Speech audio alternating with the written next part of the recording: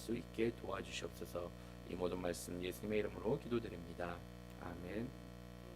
죄를 깨닫게 하는 율법이라는 제목으로 이 시간 말씀을 전하도록 하겠습니다.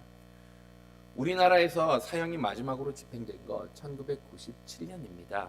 이렇게 연수로 따지자라고 하면은 26년 동안 사형이 집행이 되지 않았던 것이었죠. 이런 기준으로 봤을 때 우리나라 사형이 폐지된 국가다라고 이렇게 이야기를 할 수가 있습니다. 그럼에도 불구하고 여전히 사형수는 감옥에 있는 것을 알 수가 있습니다. 문제는 지금 26년 동안 사형을 집행을 하지 않다 보니까는 이 사형 집행에는 시효 기간이 있습니다. 30년 동안 사형을 집행을 하지 않을 경우에 그 사형수는 석방이 될 수가 있다는 것이죠. 이러한 법안이 있다 보니까는 나라에서 며칠 전에 이렇게 급하게 움직인 것을 보게 되었습니다. 이 30년이라는 시효를 없애버리고 만약 이 사람이 사형수다라고 이렇게 이야기를 하면은 비록 사형은 집행은 하지 않지만은 감옥에서 나올 수는 없게 이렇게 만들어 놓겠다라는 뉴스를 보게 되었습니다.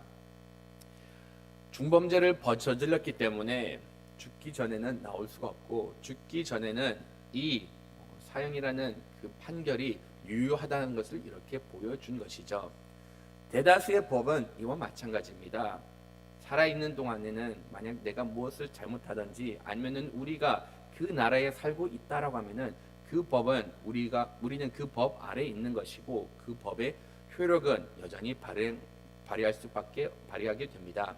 그러나 우리가 죽고 나면은 아니면 그 나라를 떠나게 된다라고 하면은 그 나라의 법은 더 이상 우리의 삶에 적용이 되지 않게 된다는 것이죠. 이러한 부분을 사도 바울도 유대인들에게 이렇게 이야기를 하였습니다. 지금 유대인들에게 거듭 이야기한 것, 우리는 믿음으로 인하여서 구원을 받았다라고 이렇게 이야기를 해주고 있습니다. 그렇기 때문에 이제는 우리가 율법으로부터 좀 자유로워질 수가 있다라고 이렇게 이야기를 하였던 것이었죠. 물론 이러한 가르침 유대인들이 받아들이기는 쉽지는 않았어요. 그 이유는 자신들이 평생 동안 그렇게 살아왔기 때문에 자신들의 삶의 문화이자 역사이자 지금까지 자신들이 가지고 있었던 핵심 가치관이 율법으로 인해서 구원을 받는다라고 이렇게 믿고 있었기 때문에 이것을 버리는 것이 쉽지가 않았던 것이었죠. 무엇보다도 과거 역사, 이스라엘 백성들이 그렇게 어려움을 당했던 것, 하나님의 진노를 받고 이렇게 나라가 망하게 되었던 그 모든 배경에는 이들이 하나님의 말씀을 따르지 않았기 때문에 하나님을 두려워하는 마음으로서라도 이렇게 율법을 버린다는 것, 이들에게는 쉽지가 않았던 겁니다. 이러한 유대인들의 상황을 알았기 때문에 사도 바울은 거듭 우리가 율법을 더 이상 지킬 필요가 없다라고 이렇게 이야기를 한 것입니다. 그러면서 이번 말씀에서는 아주 강력하게 이렇게 이야기를 한 것이 우리가 이제는 율법을 지킬 필요가 없는 것이 이 율법이라는 것은 우리가 그 법 아래에 있다는 것은 살아있을 동안에만 이것이 해당이 되지 만약 그 사람이 죽었다라고 하면은 그 율법을 그 사람에게는 적용을 할 수가 없다라고 이렇게 이야기를 한 것입니다. 어떻게 보면은 이 가르침 지극히 당연한 것이죠. 법이라는 것은 죽은 사람에게 적용을 시킬 수가 없습니다. 우리나라에서도 죄를 범하였는데 그 사람이 죽었다라는 이유로 수사도 진행이 되지 않고 죽은 사람에게 범죄자라고 이렇게 판결을 내린 것이 무슨 의미가 있냐라고 해서 수사를 종결시켰던 사건도 있었습니다. 그만큼 죽은 사람에게 법을 적용한다는 것은 의미가 없다는 것이죠. 사도 바울도 이렇게 이야기를 하면서 사도 바울도 이것을 적용하면서 죽은 사람에게 법을 적용할 수가 없다라고 이렇게 이야기를 한 것입니다. 죽은 사람에게 법을 적용할 수가 없다는 것, 이것을 그냥 문자적으로 받아들일 수가 있어요. 크게는 그냥 사람이 죽으면 법을 적용할 수가 없다라고 이렇게 볼 수가 있는데, 죽은 사람에게 법을 적용할 수가 없다는 것은, 특별히 유대인들에게 이 말을 했던 것은, 우리는 지금 그리스도와 함께 십자가에 못 박혀 죽었다. 우리의 육신은 이제는 더 이상 살아있지 않고 우리는 지금 은혜 가운데 구원을 받았기 때문에 이 법이라는 것은, 이 율법이라는 것은 우리 육신의 구원을 위해서 이렇게 이야기를 하는 것인데, 이 육신에 행할 수가 없는 것에 대해서는 더 이상 법적인 적용이 무의미하다라고 이렇게 이야기를 한 것입니다. 이것을 다른 예화로 또 하나 더 듣게 되는데, 사도 바울은 이렇게 만약 남편 한 부부가 있는데 그 부부 가운데서 남편이 죽게 된다라고 하면은 그 부인은 더 이상 이 부부 관계의 언약에 책임을 질 필요가 없다라고 이렇게 이야기를 하고 있습니다. 남편이 죽었기 때문에 이 부부 관계의 이 법적인 의무는 여기서 끝나게 되었다라고 이렇게 이야기를 한 것입니다. 간혹 우리가 살다 보면은 우리에게 주어진 책임이 끝날 때가 있습니다. 그 법이 유효한 기간이 끝날 때가 있다는 것이죠. 우리는 이러한 끝이 맺은 것에 대해서는 더 이상 이것이 옳다, 저것이 잘못됐다 굳이 말할 필요가 없습니다. 사람들은 이 부부 그래도 살아있을 때 정말로 사이가 좋았는데 남편이 죽었다고 해가지고 이 아내가 얼마 되지 않아서 다시금 재혼을 하든지 아니면 다시금 다른 남자와 이렇게 교제를 나누기 시작하면은 이 사람을 음녀라고 손가락질을 하는 경우가 있는데, 이것이 얼만큼 무의미한가를 이렇게 이야기를 한 것입니다. 어떻게 보면은 이러한 부분은 우리가 삶 가운데서도 적용할 필요가 있습니다. 때로는 하나님께서 우리 삶 가운데서 종결시켜 주시는 사건들이 생기곤 합니다. 그러면은 이 일이 왜 이렇게 끝났을까? 아니면 이 일에 대해서 진상 규명을 해야 된다. 굳이 그렇게 할 필요가 없다는 것이죠. 만약 하나님께서 이것을 끝낸 사건들이 있으면은 이 끝난 그대로 받아들이는 것이고 더 이상 그 옛 것에 대해서 집착을 할 필요가 없다는 것입니다. 이스라엘 백성들에게 동일하게 이 율법 이제는 우리가 구원을 받는 도구로 사용되지 않으니까는 여기에 집착하지 말고 끊을 것은 끊어내라라고 이렇게 말씀을 하신 겁니다. 하나님께서는 이 율법의 멍에 죽은 사람들에게 더 이상 적용을 할 필요가 없고 율법은 이제는 구원과는 아무런 상관이 없다라고 이렇게 이야기를 하고 있습니다. 만약 이렇게 율법이 삶 가운데서 구원받기 위해서 더 이상 효력이 없다라고 하면은 율법을 굳이 지킬 필요가 있을까라는 의문은 끊임없이 들 수밖에 없습니다. 거기에 대해서 사도 바울은 이렇게 이야기를 하고 있어요. 비록 우리가 율법의 멍에를 지킬 필요가 없지만은 우리가 이제는 하나님의 구원받은 백성으로서 하나님의 말씀대로 살아야 되는 것이고, 그런 다음에 이제는 우리가 의의 열매를 맺기 위해서 살아야 된다라고 이렇게 이야기를 하고 있습니다. 기존의 율법 이것을 지킴으로 인해서 구원을 받으려고 했는데 그 멍에로부터는 벗어났지만은 여전히 우리가 하나님의 말씀대로 따라 살고 선한 삶을 사는 이유는 다름이 아닌 우리가 하나님의 열매를 위해서 하나님께 기뻐하는 삶을 살기 위해서 말씀을 따라야 된다라고 이렇게 이야기를 하고 있습니다. 어떻게 보면은 동일한 것을 원하는 것이 아닌가라고 생각을 할 수가 있어요. 하지만 동일한 결과를 낳는다고 하더라도 그 근본 자체에 변화가 있다는 것을 보게 된다는 것이죠. 이스라엘 백성들의 율법을 따랐던 것, 우리가 만약 율법을 따르지 않으면은 하나님의 진노를 받을 수가 있다. 율법을 따르지 않으면은 우리가 해를 당할 수 있다라는 그런 두려움 가운데 억지로 따랐다라고 이렇게 이야기를 하면은 이제는 구원받은 하나님의 백성으로서 나를 살려주신 하나님을 경배하기 위해서 기쁨 가운데 감사한 가운데 하나님 앞에 나와서 하나님께 영광을 돌리는 삶을 살으라고 이렇게 말씀을 하신 겁니다. 지금 이 시간에 예배 드리러 오신 여러분들 어떤 마음으로 오셨나요? 여러분들이 이 시간 이 자리에 나온 것 내가 교회에서 직분이 있기 때문에 나왔을 수도 있습니다. 아니면은 이것이 내 삶의 습관이 되었기 때문에 나왔을 수도 있습니다. 하지만 그 모든 이유 가운데 핵심적인 이유는 다른 데 있지 않습니다. 구원의 감격이 있기 때문에 하나님께 예배드리는 것이 기쁘기 때문에 이 자리까지 나오게 되었던 것이었죠. 물론 때로는 우리가 그러한 기쁨을 잊어버렸을 수도 있습니다. 때로는 이것이 그냥 삶의 습관이 되어버려가지고 그냥 또 나가는가 보다, 그냥 내가 5시에 일어나는 것이 이제는 삶이 되었기 때문에 그냥 초인종 눌러버리고 그냥 알람시계 눌러버리고 그냥 나오는 경우도 있습니다. 하지만 이런 모든 가운데 그 모든 동기는 바로 구원의 기쁨에서부터 시작이 되었던 것이었죠. 세상 사람들에게 아무런 이유 없이 5시에 일어나서 나오라고 하면은 아무도 안 나옵니다. 나와야 될 이유가 없다는 것이죠. 근데 구원받은 하나님의 자녀는 기쁨이 있기 때문에 이 어려운 시간에 나와가지고 하나님께 예배를 드린다는 것이죠. 은혜 없이 하나님을 섬긴다는 것, 오히려 우리 신앙생활에는 해가 될 수가 있습니다. 주변에 이러한 크리스천들을 많이 보곤 하는데, 내가 크리스천이라고 고백을 하였기 때문에 하나님께서 하나님의 말씀대로 사는 것을 요구하고 있기 때문에 어쩔 수 없이 하나님의 말씀을 따르는 크리스천들도 보곤 합니다. 이들은 이것이 주어진 책임감에 의해서 하나님의 말씀을 따르는데, 이렇게 책임감만을 위해서 하나님의 말씀을 순종하다 보면은 이것이 언젠가는 나의 노력으로 인해서 지쳐버리게 되는 것이고, 그 책임감이 언제는 부담감으로 와가지고 하나님을 오히려 떠나는 일들이 발생하게 된다는 것이죠.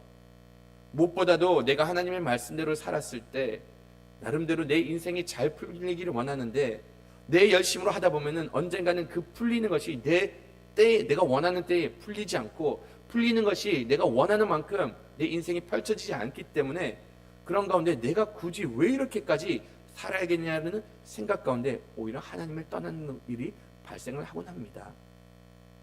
주변에 이런 사람들을 봤는데 같이 믿었는데도 불구하고 이 사람은 그냥 열심을 다하지 않고 믿는데 그 사람의 인생은 풀리고, 정작 나는 이렇게 열심을 다해서 교회를 섬기고 나에게 주어진 그 모든 책임을 다지고 사회생활할 때도 크리스천인 것을 나타내면서 말씀 가운데 사는데 왜 내 인생은 이렇게 풀리지 않냐라고 이렇게 한탄을 하면서 이제는 자기도 막 나가야겠다라고 다짐한 크리스천 너무나도 많이 보았습니다. 이들의 동기가 하나님께 있지 않았기 때문에, 마음의 중심이 은혜가 없었기 때문에 이런 가운데 시험에 들게 된 것인데, 하나님께서는 우리에게 하신 말씀, 너희들이 하나님의 말씀을 따르는 것 다른 데 있어서는 안 된다. 나의 구원의 감격에 의해서, 나의 영광을 위해서 따라 행하라 라고 이렇게 말씀을 하신 겁니다. 율법이 계속해서 구원과 상관이 없다라고 이렇게 강조를 하다 보니까는 사람들이 이 율법에 대한 가치를 소홀하게 여길 수 있는 실수를 범할 수가 있습니다. 저도 설교를 하다 보면은 무엇을 강조를 하려고 하다 보니까는 그 반대되는 것에 대해서 이렇게 계속 깎아내리는 그런 실수를 간혹 범하곤 하는데, 사도 바울도 이러한 실수를 범하면 안 된다라고 걱정을 해가지고 이렇게 이 유대인들에게 다시금 이렇게 이야기하는 것, 은혜 정말로 중요하다. 그런데 그것 못지않게 율법 또한 중요하다라고 이렇게 이야기를 하고 있습니다. 율법을 통해서 우리가 만약 율법이 없었다라고 하면은 궁극적으로는 우리가 죄가 무엇인지를 모르게 되었을 것이다라고 이렇게 이야기를 하였던 것이었죠.